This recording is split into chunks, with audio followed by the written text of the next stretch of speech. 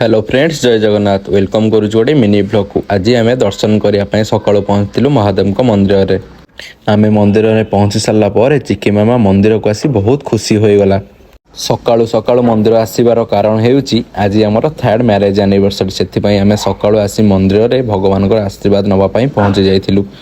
मंदिर में भगवान को दर्शन कर पूजा अर्चना सारी आम ए बाहरिलु साई बाबा मंदिर को।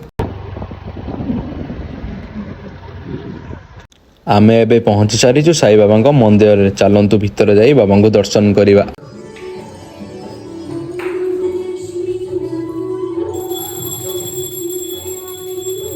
मंदिर भितरटी बहुत सुंदर होइतला। आपण माने मध्य देखि कमेंट माध्यम रे निश्चय जणिबे मंदिर भितरटी केमती आपण मान को लागुछु। सेठी चिकी मामा किछि न माने मंदिर भितर को पसी जाइतला। आउ सेपटे गुड्डी ठाकुरन दर्शन करुथिले। आउ मु एपटे भगवान को दर्शन करी एतिकी प्रार्थना करुथली कि आमर वैवाहिक जीवन केमती सुखमय रे कटू।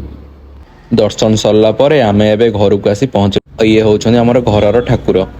एबे शेष में मो ड्यूटी बाहरी गली। देखो झील को मत से बाय बाय करुच्ची। जदि भिडियोटी भल लगी ताले कमेंट निश्चय जनइबे। रहुची। जय जगन्नाथ।